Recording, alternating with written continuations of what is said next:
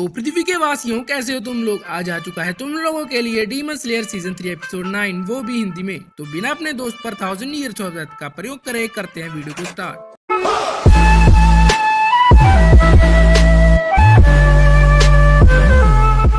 Video start होने से पहले मैं बता देता हूँ कि इस एपिसोड में मूचिरो ने ग्योको की भयंकर बेइज्जती की है, इसलिए मीम्स के लिए तैयार रहना।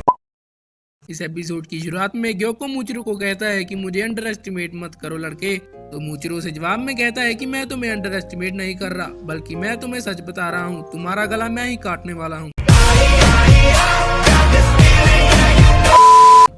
फिर ग्योको उसे कहता है कि तुम मुझसे बदतमीजी से बात कर रहे हो लड़के, तुम अभी बस 10-12 सालों के लिए ही जिए हो। फिर मूचिरो से जवाब में कहता है कि तुम में एक भी चीज नहीं है जिसके लिए मैं तुम्हारी इज्जत करूं, तुम्हारी बातें और चेहरा दोनों ही भद्दे हैं। फिर ग्योको से कहता है कि तुम मेरी खूबसूरती की तारीफ नहीं कर सकते क्योंकि तुम अनपढ़ और गरीब हो, बिल्कुल एक गोबर वाले कीड़े की तरह। उसके आगे अगर किताब को रख दें तब भी वो उसे नहीं पढ़ सकता। फिर मूचिरो से कहता है कि देखने से तो ऐसा लगता है कि तुम गोबर में रहते हो। फिर ग्योको ये बात सुनकर चिढ़ जाता है और उसे कहता है कि अपने छोटे छोटे हाथों और तलवार की तरफ देखो, तुम मेरे गले को छू भी नहीं पा रहे। फिर मूचिरो उसे कहता है कि मैंने तुम्हारे गले को लगभग काट दिया था। वैसे मैं तुम्हें बता दूं कि मेरे नहीं बल्कि तुम्हारे हाथ छोटे हैं, क्या तुम अपनी बात तो नहीं कर रहे थे। फिर ग्योको से कहता है कि ये कैसी बेइज्जती थी, क्या तुम्हें लगता है कि मैं इससे सच में भड़क जाऊंगा। मुझे पता है कि तुम जीतने के लिए किसी भी हद तक जा सकते हो। भाई इतनी देर से मूचिरो से पहले जा रहा था पर उसको कोई फर्क नहीं पड़ रहा था। क्या पर मून बनेगा रे तू। मस्त जोक मारा रे, ये हंस रे हलकट हंस। फिर मूचिरो से कहता है कि क्या तुम्हारे मटके की शेप गलत नहीं है, ये बिल्कुल टेढ़ा मेढ़ा लग रहा है, तुम्हारा मटका पूरी तरह कचरा है। इसके बाद ग्योको आग बबूला हो जाता है और उसकी नसें फटने लगती हैं। वो कहता है कि तुम्हारी आंखें सड़ी हुई हैं, इसलिए तुम्हें मेरा मटका टेढ़ा मेढ़ा लग रहा है, मनहूस कहीं के।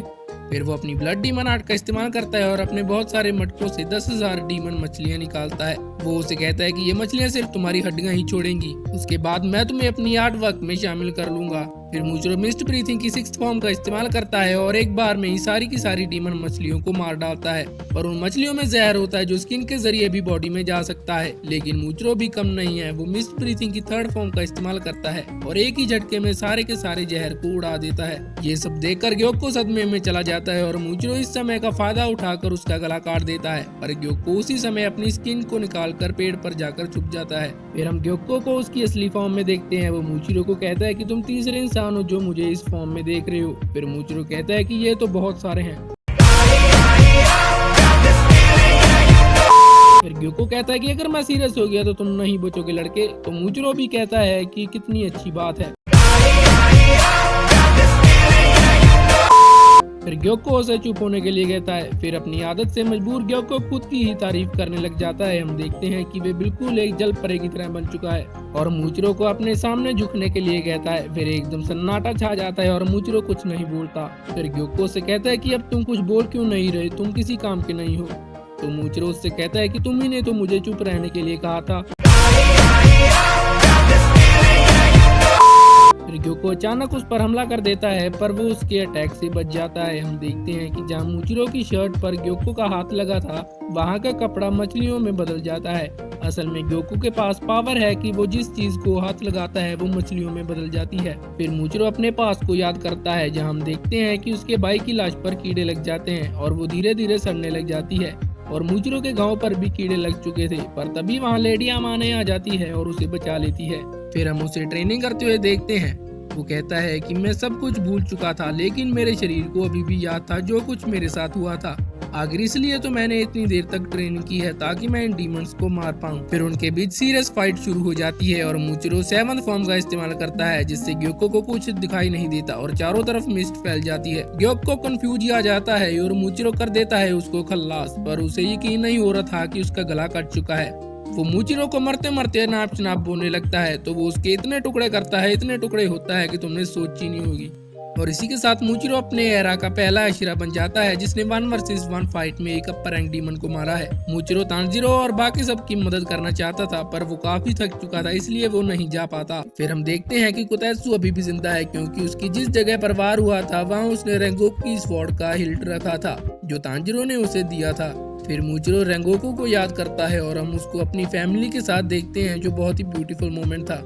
फिर स्टोरी वापस हमारे तांजीरो पर शिफ्ट हो जाती है जहां वो और बाकी लोग अपर 4 के साथ लड़ते हुए स्ट्रगल कर रहे थे। वहां 5 वुडन ड्रैगन्स थे जो उन सारे मोशन डीमंस की पावर को यूज कर सकते थे। फिर वुडन ड्रैगन्स तांजीरो पर हमला करते हैं और उसके फट जाते हैं ईयर ड्रम्स। फिर भी वो उनसे लड़ने की कोशिश करता है पर एक ड्रैगन उसे निगल जाता है। तभी वहाँ पर आ जाती है गपागप नहीं लव हाशिरा मित्सुरी कानरोजी जिसका लड़ने का स्टाइल ही अलग है और उसके देखकर मजा ही आ जाता है फाइटिंग स्किल्स। वो तांजीरो को वहाँ से बचा लेती है और उसे इतनी देर तक लड़ने के लिए शाबाशी देती है। फिर वो अपर 4 से लड़ने जाती है और इसी के साथ हो जाता है इस एपिसोड का द एंड। और अगर तुम्हें इस वीडियो में मजा आया तो चैनल को कर दो सब्सक्राइब और वीडियो को कर दो उन लोगों को शेयर जो एनिमेस को इंग्लिश सब या डब में नहीं देख सकते। इससे एनिमे कम्युनिटी जरूर बड़ी होगी। बाकी कमेंट्स में बताना मत भूलना कि इस एपिसोड में तुम्हारा फेवरेट पार्ट कौन सा था। अगली वीडियो आएगी 10th एपिसोड के आने पर, तब तक के लिए सायोनारा।